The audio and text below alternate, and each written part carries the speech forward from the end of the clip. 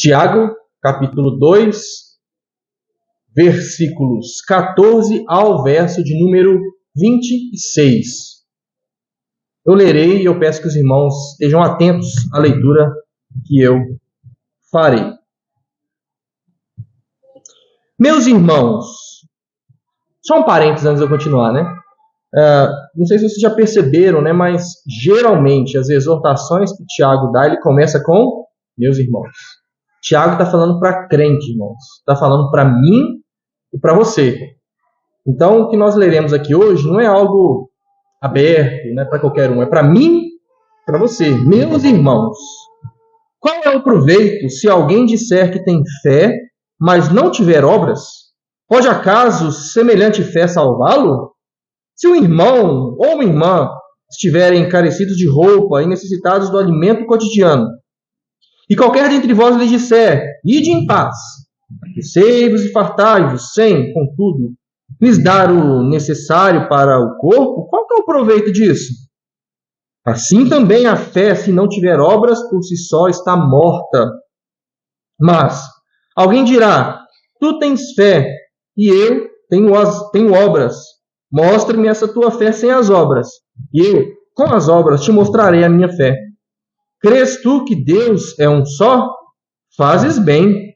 Até os demônios creem e tremem. Queres, pois, ficar certo, ó homem insensato, de que a fé sem as obras é inoperante? Não foi por obras que Abraão, o nosso pai, foi justificado quando ofereceu sobre o altar o próprio filho Isaque? Vês como a fé operava juntamente com as obras.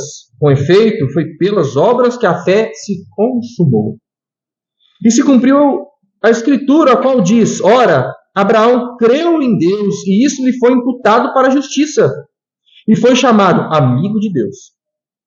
Verificais que uma pessoa é justificada por obras e não por fé somente.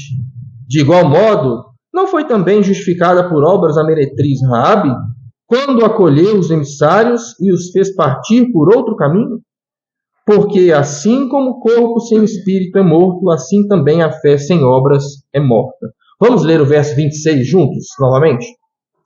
Porque assim como o corpo sem espírito é morto, assim também a fé sem obras. Pai amado, que o teu Santo Espírito agora fale aos nossos corações. Que este vaso de barro imperfeito possa transmitir a sublimidade da tua santa palavra, de tal forma que fique claro para todos nós aquilo que o Senhor quer nos ensinar nesta noite. No nome de Jesus. Amém. Irmãos, provavelmente você já passou por esse texto. E se você fez uma leitura um pouquinho mais atenta, talvez você começou a questionar algumas coisas, né? Principalmente quando nós lemos aqui no verso 24, verificais que uma pessoa é justificada por obras e não somente por fé. Aí nós já lembramos logo lá do somente a fé, né? Sola fide. Lutero, irmãos, ali na época da Reforma, foi um dos grandes defensores da justificação pela fé, quando ele de fato entendeu a doutrina do apóstolo Paulo. Isso foi uma grande libertação para ele, porque Lutero vivia com os seus medos, com os receios, e quando ele entendeu de fato que nada que nós fazemos serve para nos justificar diante de Deus, e entendeu aquilo que Paulo estava nos ensinando, que nós somos justificados mediante a fé, isso foi uma grande libertação para ele. E logo ali após a sua, vamos dizer, conversão, Lutero tinha, sim, algumas dificuldades com esta epístola de Tiago, mas que, com o passar dos anos e o estudo mais acurado, né, mais preciso a respeito daquilo que Tiago estava dizendo aqui, Lutero passou a aderir facilmente a essa epístola como uma epístola canônica, uma epístola bíblica. Lutero entendeu aquilo que Tiago está dizendo aqui e chegou à conclusão de que muitos chegaram também de que Tiago e Paulo não estão entrando aqui em contradição. Então, aquela perguntinha que às vezes fica na nossa mente, será que Tiago está entrando aqui em contradição com os ensinamentos de Paulo? Nós veremos nessa noite que não. De fato, o que Paulo está ensinando é um tipo de fé, é um tipo de justificação. O que Tiago está falando aqui é algo diferente, até pela própria natureza das epístolas, tá? E quando eu estiver falando de Paulo aqui, nós temos esse ensino muito claro em Romanos, mas também nas outras epístolas de Paulo, esse ensino é muito claro. Tanto é que o versículo que eu citei aqui agora, que nós somos justificados pela fé, mediante a fé, está lá no livro de Efésios, na epístola de Efésios, né? Então nós temos toda a doutrina paulina falando sobre essa justificação pela fé e não por obras. Então a gente tem que tentar entender, irmãos, o que é fé num contexto que Paulo está dizendo, o que é fé neste contexto que Tiago está dizendo. E outra coisa que nós temos que entender é o que obras significa para Paulo, na sua doutrina, na sua teologia. O que obras significa para Tiago, nisso que nós acabamos de ler aqui. Então eu pretendo passar aqui rapidamente por isso, para depois a gente entrar aqui nos versículos e fazermos uma exposição do texto de uma forma clara e que fique muito claro, né, para todo mundo que Tiago não está entrando aqui em contradição com Paulo. Por exemplo, Paulo ele trata a fé muito como uma confiança pessoal em Cristo como o seu Salvador. Então, de fato, o que Paulo fala muito é sobre essa fé salvadora, né? O que Tiago está dizendo aqui, se você observar o contexto, né? Tiago está falando aqui sobre uma confissão de fé. Ele até fala assim, o que adianta se você disser que tem fé, mas não tem obras? Tiago está falando o seguinte, olha, irmãos, não adianta eu vir aqui na frente da igreja, professar a minha fé diante de todos, diante da igreja, diante das pessoas lá fora, mas a minha vida não comprova essa fé que eu estou professando. Então, percebe que o que Paulo trata como fé em seus escritos, normalmente não tem a ver com isso, não tem a ver com uma profissão, mas tem a ver com a confiança pessoal que cada um tem que ter, né, no Senhor Jesus como seu Senhor e Salvador. Tiago está indo mais pelo caminho da confissão ortodoxa, né, o que nós chamamos aí da nossa profissão de fé diante dos homens. Outra diferença em relação à palavra obra. Nós já falamos muito aqui sobre Paulo, né, e só para lembrar, uma das coisas que Paulo mais combate eram os judaizantes que entravam, né, nas igrejas que ele ia plantando, ou nas igrejas que ele estava escrevendo carta, né, Romanos mesmo, era uma igreja que ele ainda não tinha ido, né? Mas Paulo geralmente combate a ideia dos judaizantes de tentar mostrar que, olha, você tem que ter fé, mas você tem que obedecer às obras da lei também, porque se vocês não obedecerem às obras da lei, essa fé sua aí não vai servir de nada. Então, neste sentido, obras para Paulo significa o quê? Uma obediência à lei. Uma obediência à lei. Na perguntinha que nós lemos aqui hoje, ficou muito claro, né, de que a nossa relação com a lei não é mais uma relação de justificação e nem de condenação. A relação do regenerado com a lei não é mais baseada nessas duas coisas. Para o incrédulo talvez seja, mas para nós, regenerados, não.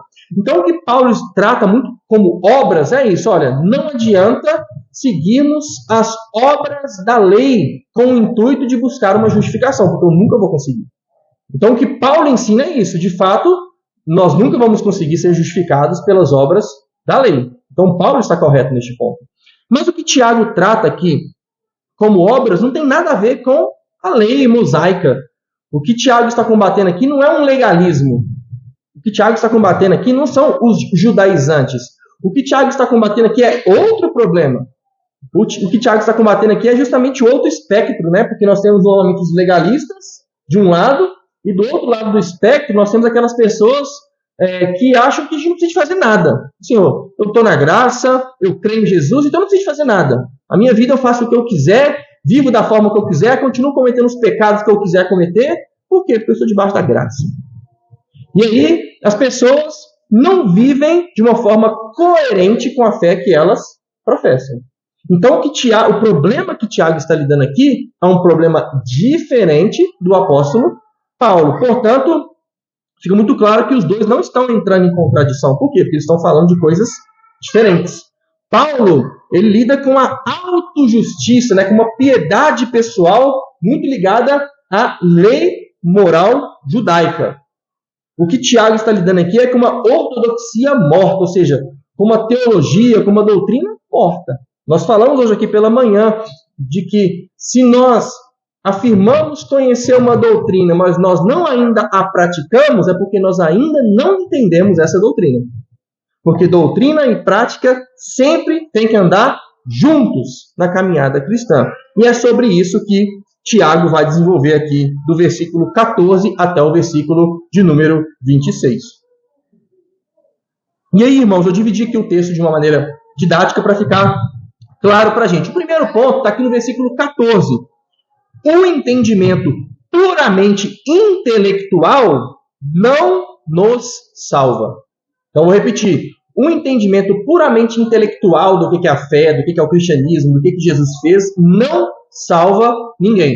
Você pode ler a Bíblia inteira várias vezes por ano, você pode ler vários bons livros de teologia ao longo do ano, você pode assistir várias boas palestras ao longo do ano, você pode vir a todos os cultos, escutar todas as pregações ao longo do ano, você pode fazer aconselhamento bíblico, você pode fazer o que você quiser. O que você estará fortalecendo aí o seu intelecto. Isso é muito bom, mas isso não é o suficiente, de acordo com o que Tiago está falando aqui. Tá? Então, o versículo 14 diz muito claro, né? Olha só, qual que é o proveito se alguém disser? Tá vendo aqui, olha, a profissão, né? Se alguém disser que tem fé, mas não tiver obras, pode, por acaso, semelhante fé salvá-lo? O que adianta vir à igreja se você não vive o que o Evangelho te chama a viver? O que adianta frequentar uma igreja se você não quer ter um relacionamento próximo com Jesus Cristo, a tal ponto de Jesus Cristo mudar a sua vida de forma perceptível para as pessoas ao seu redor? Tiago está fazendo essa pergunta retórica, né? Porque nós já sabemos a resposta. O que adianta? Não adianta nada. Não adianta nada. E além disso, irmãos, nós podemos inclusive entender essa fé, né? Essa profissão de fé vazia, sem uma compreensão correta daquilo que é a fé, ou um esvaziamento da profissão mesmo que foi feita, como uma fé que nós chamamos da boca para fora, né, como demoníaca, inútil e morta. Olha só o versículo 19, ele diz, olha, você crê que Deus é um só? Você professou isso diante de todos? Fazes bem. Até os demônios creem nisso. Ou seja, que vantagem você tem em relação a um demônio? Nenhuma. Se você só professa, eles também professam.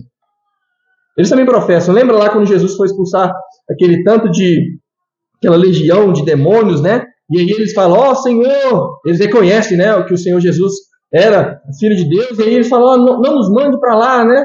Aí o Senhor manda aqueles espíritos para os porcos, né, que depois caem lá no barranco lá e morrem. Mas percebe que até os demônios reconhecem a divindade de Deus. Porque os demônios creem. Ou seja, se a sua fé é da boca para fora, irmãos, a sua fé não passa de uma fé que o demônio tem também. Percebe a gravidade disso? Além disso, a sua fé é uma fé inútil. Olha o que o versículo 20 diz. Queres, pois, ficar certo, ó homem insensato, que a tua fé sem obras é inoperante? O que é uma coisa inoperante? Inútil. Você tem essa fé, você diz que tem essa fé, mas eu não vejo essa fé na sua vida. A sua vida não me mostra que você de fato foi transformado pelo Espírito Santo. Qual que é a utilidade dela então? Nenhuma. E eu digo mais. Se a nossa fé é inútil, provavelmente nós estamos sendo pedra de tropeço para muitas pessoas, envergonhando o nome de Cristo onde que nós estamos. E por fim, no versículo 26, ele completa, né, no versículo que nós lemos. Essa fé, da boca para fora, ela é uma fé morta. E o que o morto pode fazer? Absolutamente nada. Por isso que eu disse, uma fé da boca para fora não passa de uma fé demoníaca, inútil e morta. E logo em seguida, do versículo 15 até o versículo 17, ele nos dá aqui uma ilustração. Assim como ele tinha feito anteriormente, quando ele falou sobre acepção de pessoas, né? E ele deu uma ilustração, aqui ele volta também e dá uma outra ilustração, versículo 15 ao 17. Olha, se uma pessoa que está passando por necessidade, né, chega perto de você e fala assim, ó, Deus te abençoe, né? Vai em paz. Vai em paz. Você tem condições de ajudá-la. Só que você não quer parar para ouvi-la. Quando eu digo aqui, irmãos, o exemplo que ele usou é um exemplo de uma necessidade física. Mas nós podemos ajudar as pessoas de outras maneiras também. Às vezes a gente fica muito ligado só ao assistencialismo e a gente acha que a gente dá uma cesta básica para uma família e já resolveu o problema. As pessoas precisam ser ouvidas. As pessoas precisam ser ajudadas. As pessoas precisam perceber que você se importa com os problemas delas. E muitas vezes nós só falamos, vá em paz. Deus te abençoe. Que fé é essa, irmãos? Que fé é essa? Se nós, de fato, vivemos nessa vida dupla, aqui na igreja, eu encho o peito, canto com a minha voz, mas lá fora, ou até aqui mesmo, dentro, nós não vivemos de acordo com aquilo que nós falamos. A nossa fé é uma fé hipócrita, porque nós estamos querendo mostrar uma coisa que nós não somos. Então nós vemos que Tiago mostra este exemplo, né? E aí ele completa, a conclusão dele aqui no versículo 17 é aquela mesma que eu já falei. Assim também a fé, se não tiver obras, por si só está morta. Alguém hoje de manhã que falou sobre a fé na fé, né? Eu acho que foi até a Marcela que falou sobre isso aqui na escola dominical, se eu não me engano. E é justamente isso, muitas pessoas têm a fé na fé, né? Eu posso fazer isso, eu determino isso porque eu sou filho do dono, sou rei. E a fé na fé, Tiago está falando, ela está morta. Ela está morta. Ele diz no verso 17, olha, no verso 17, esta fé por si só, ou seja, essa fé por si só, ela está morta. Ela está morta. Dizer que de fato nós somos justificados somente pela fé está correto. Porque de fato nós não podemos fazer nada para sermos considerados justos. Mas Lutero tinha uma frase que eu gosto muito, eu até coloquei aqui, que ele fala assim, uma fé morta não é aquela que pereceu, mas é aquela que nunca teve vida em si. Percebe? Que às vezes a gente pode vir aqui na frente, professar a nossa fé, mas se essa fé for morta, não é que ela morreu no meio do caminho. Ela nunca teve vida ali.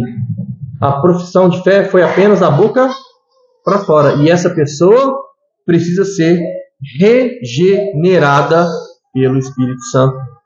Então, irmãos, de fato, para sermos justificados diante de Deus de forma salvadora, nós precisamos da fé. Mas, para que a nossa fé seja clara a todas as pessoas, nós precisamos mostrar através das obras. O próprio Jesus disse, lá no finalzinho do Sermão do Monte, Mateus capítulo 7, pelo fruto vos conhecereis. Aí a pessoa lê, né, um pouquinho antes e fala assim, olha, quem és tu que julga o teu irmão, né? Olha aí a trave que tem no teu olho, né? A viga que tem no teu olho, né? Você fica preocupando lá com um cisquinho no olho do teu irmão, enquanto aí no seu olho tem uma trave, tem uma viga. Aí, tá vendo? Ninguém pode julgar ninguém. Mas logo nos versículos seguintes, Jesus fala, olha, acautelai-vos, porque pelo fruto vos conhecereis. Ora, se nós temos que avaliar os frutos para a gente conhecer a árvore, o que é isso senão um julgamento? Nós, é claro que não podemos julgar a vida de ninguém. Eu não consigo olhar para a vida de vocês não conseguem olhar para a minha vida e saber se de fato eu sou um regenerado no Senhor Jesus. Mas a minha vida mostra evidências de quem eu sou. E Tiago está nos ensinando isso aqui, irmãos. Às vezes nós vivemos uma vida cristã de mentira. E a gente não quer dar o braço a torcer. Que a nossa vida cristã, ela é de mentira. Talvez por pressão das pessoas, por vergonha, por medo, por comodidade. Mas eu volto a enfatizar, esta fé da boca para fora, ela não difere em nada da fé que os demônios têm. Quando nós dizemos que nós somos justificados somente pela fé, esse somente aí não significa que a fé salvadora ou justificadora existe sem uma subsequente obediência. Ela significa que nós não precisamos fazer nada para ser justificados. Mas uma vez que temos a fé, que é um dom de Deus, é um presente de Deus, a consequência disso é a obediência. Versículo 18 ao 25, depois que ele dá, então, este exemplo, né?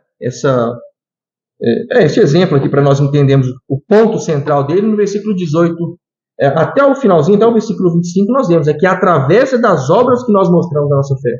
E tem que ficar muito claro, irmãos, que, como eu falei, eu não consigo julgar de forma salvadora o coração de alguém, porque eu não perscruto o coração das pessoas. Mas qual que é a única forma da humanidade, dos homens ao meu redor, ver se de fato eu sou uma pessoa diferente?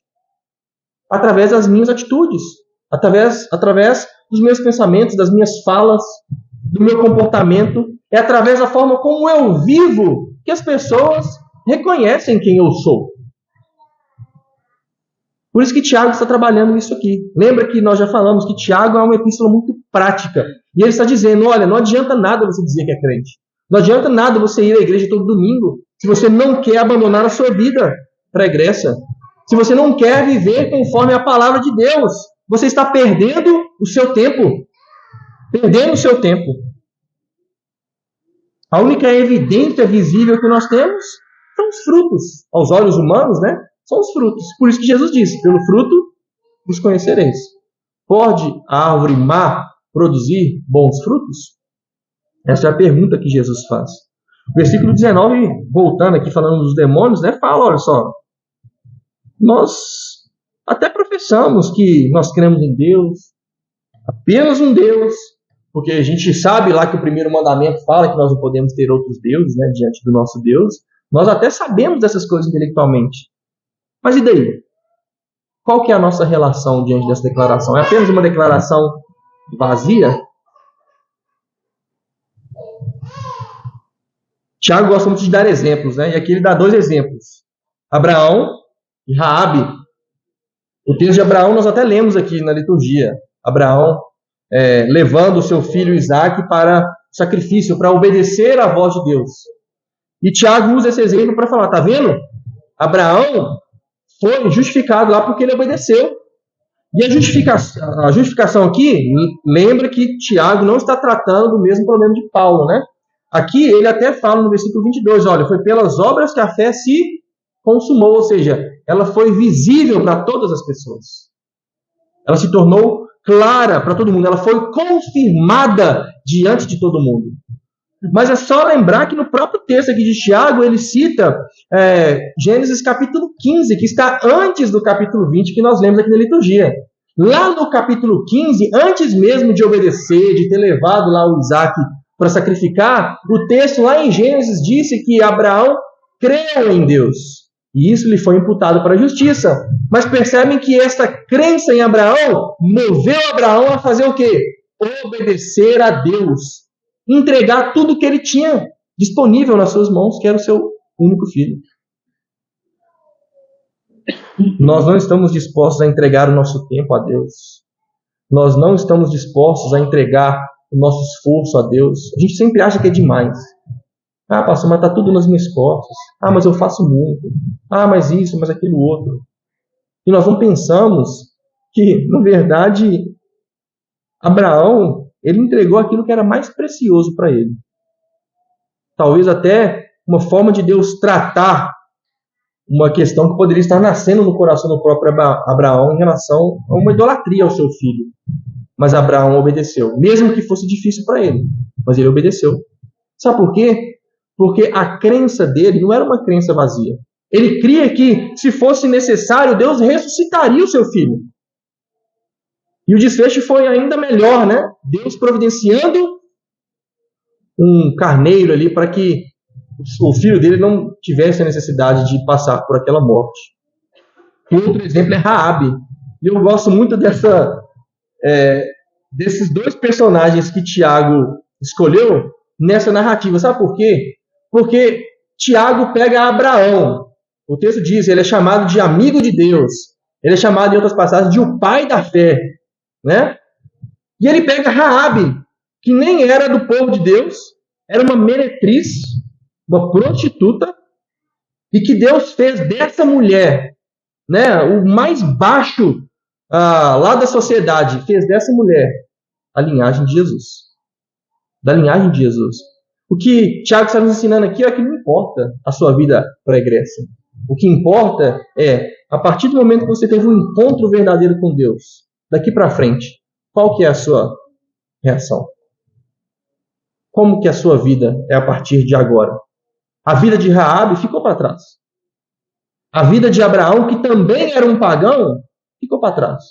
Isso faz os dois santos a partir de então? Não. Mas faz dos dois dependentes de Deus em tudo aquilo que eles fazem dali para frente. Ou seja, irmãos, qualquer um de nós, da meretriz ao pai da fé, eu creio que nós estamos no meio desse bolo aí, né? Porque ninguém aqui pode ser talvez chamado de pai da fé. Eu creio também que ninguém vai ser chamado aqui de meretriz. Nós estamos aí no meio desse bolo, né? E nós estamos aí no lugar onde Deus age, onde Deus derrama a sua graça, irmãos. Concluindo, porque o texto é muito claro, o versículo 26 conclui todo esse pensamento de Tiago. Porque assim como o corpo sem espírito é morto, assim também a fé sem obras é morta. Irmãos, eu nunca tive o desprazer, né, de carregar alguém morto. Eu conheço algumas pessoas que já tiveram esse desprazer. E todas elas relatam a mesma coisa. Como é difícil carregar uma pessoa morta. Às vezes uma pessoa, quando ela estava viva ali, você conseguia carregar ela tranquilamente. Eu não sei o que acontece, que da hora que a pessoa morre ali, é difícil. É um peso morto. É um peso morto. Ou seja, assim como o corpo sem espírito está morto, o que ele pode fazer é apodrecer. E eu gosto de falar isso aqui, até para isso, né, nós precisamos de algum agente externo a nós. Né? Bactérias, né, os micro-organismos que estão aí no nosso corpo. Né? Até para isso nós precisamos de um agente externo. E essa analogia, né, que Tiago faz aqui, ela é perfeita. Assim como o corpo sem espírito é morto, não serve para nada, não faz nada, não tem objetivo de nada. A fé sem obras também é morta. Ou seja, não faz nada, não serve para nada. Essa é a conclusão que Tiago traz. E como nós vemos, nos nossos dias, já era um problema naqueles dias, às vezes o entendimento equivocado das doutrinas de Paulo geram uma heresia chamada de hipergraça. Não sei se os irmãos já ouviram falar sobre isso. É aquele pensamento que eu já citei aqui agora há pouco, de que se eu estou debaixo da graça, eu não preciso mais, não tenho relação nenhuma mais com a lei, não tenho relação nenhuma mais com obediência. Não, isso ficou no passado, está lá no Antigo Testamento. As pessoas dizem, eu sou salvo pela graça, através da fé. Aí você fala assim, olha, ótimo, né? Essa é uma declaração de fé verdadeira. Porém, não sei se ela é vazia. A vida dessa pessoa vai me dizer se ela é vazia. Sabe por quê? Porque muitas pessoas falam assim, se eu creio, eu posso fazer o que eu quiser, pois o que eu faço não tem nada a ver com a minha salvação. Se eu creio, tenho fé, fui justificado, fui salvo pela graça, eu posso viver a minha vida da mesma maneira. E como nós lemos também na liturgia, não era isso que Paulo estava pregando. Lá no capítulo 6 de Romanos, ele diz de uma forma muito clara, viveremos, pois, do pecado para que a graça seja abundante? De modo nenhum. Ponto de exclamação. De modo nenhum. O crente não pensa assim. E, meu irmão, se você pensa assim, eu sinto lhe informar, mas provavelmente você precisa de ter um coração regenerado. Porque o crente não pensa que pode fazer qualquer coisa. O crente vive de acordo com a lei do Senhor. E para ficar mais prático, aqui fazer algumas aplicações, meus irmãos, eu quero falar algumas coisas para terminar. Às vezes, como eu falei, nós relacionamos boas obras apenas com o assistencialismo. E de fato, você dá comida para quem precisa é uma boa obra. Você dar uma roupa para quem tem necessidade é uma boa obra. Mas as boas obras não param por aí. Porque às vezes você não convive com pessoas que têm esses problemas. Mas você convive com pessoas que têm outros problemas também. Eu vou citar aqui algumas possibilidades de boas obras espirituais que nós podemos fazer. Que estão incluídas aqui nisso que o Tiago está falando também. Não só assistencialismo, mas boas obras como um todo. Por exemplo, aconselhamento bíblico. Às vezes a gente acha que o aconselhamento bíblico é só o pastor que pode fazer, né? Ou só o presbítero. Não, irmãos. Se você ler bastante a sua Bíblia, você vai ter respostas para muitos dilemas que as pessoas nos falam nos corredores pela igreja. Às vezes a gente acha que o aconselhamento bíblico é você ir ali para o gabinete pastoral e ficar ali uma hora com a pessoa conversando. Não. Às vezes você, na sua conversa diária, você vai aconselhando a pessoa com versículos, exortando na palavra. Isso é uma boa obra que nós podemos fazer. Todos nós podemos fazer. E tem a ver com o segundo ponto aqui, que é justamente a exortação na palavra, né? Conheça a palavra de Deus para que você possa ajudar as outras pessoas através da palavra de Deus. Visita aos necessitados, né? Idosos, enfermos, hospitais, presídios, né? É claro que nem todo mundo tem essa habilidade, tem esse chamado, né? Para visitar às vezes um presídio, ou às vezes para visitar um hospital com pessoas doentes. Mas às vezes tem pessoas aqui da própria igreja que estão doentes, passando por problemas de saúde, fizeram uma cirurgia, seja lá o que for. Nós podemos visitar, podemos ligar, mandar uma mensagem. Isso faz parte da nossa vida comunitária, o cuidado mútuo. Como as pessoas que estavam aqui na frente, um outro ponto, exercer os seus dons na igreja local.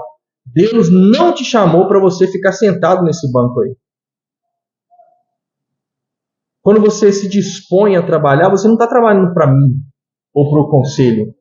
Você está servindo a Deus com os seus dons e talentos. Isso é uma boa obra também.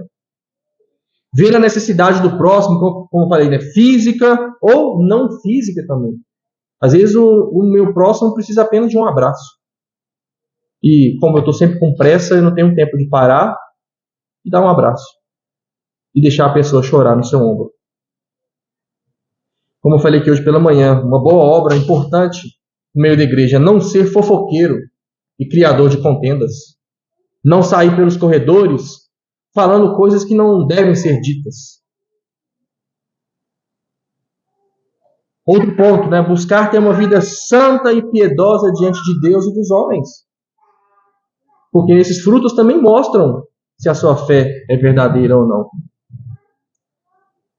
E, por último, que eu destaquei aqui, lembra que essa lista que eu estou passando aqui não é uma lista exaustiva, né? Mas são apenas alguns pontos que me vieram à mente que eu estava preparando esse sermão. Por último, não menos importante, nós devemos nos encher do Espírito Santo. E sabe, irmãos, às vezes a gente tem uma visão muito mística do que é se encher do Espírito Santo, né? Mas Paulo nos ensina que encher do Espírito Santo é se encher da palavra de Deus. Quer ser cheio do Espírito Santo? Enche-se da palavra de Deus. São sinônimos nas Escrituras. É só você ler depois Colossenses e Efésios. Tem algumas passagens lá que são muito parecidas, só que uma, o apóstolo Paulo fala, encham-se do Espírito Santo. Na outra ele fala assim, encham-se da palavra de Deus. Por fim, irmãos, vamos terminar lendo Efésios capítulo 2. Quero terminar com esse verso, para que fique muito claro para todos nós que Paulo e Tiago não entram em contradição. Não entram em contradição. Efésios capítulo 2, versículo 8 a 10. Vamos ler tudo juntos? Efésios capítulo 2, versículo 8 a 10. Vamos lá?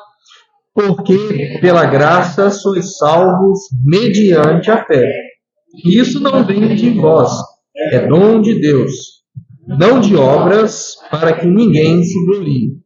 Pois somos feitura dele, criados em Cristo Jesus para as boas obras, as quais Deus de antemão preparou para que andássemos nele. Resumo deste sermão, irmãos. Nós não somos salvos pelas obras, mas nós somos salvos para as obras. E se você ainda não entendeu isso, você foi para acordar todo mundo, né? Se você ainda não entendeu isso, Deus está te chamando à responsabilidade essa noite. Nós não somos salvos pelas obras, mas nós somos salvos para as obras. Que Deus possa nos abençoar.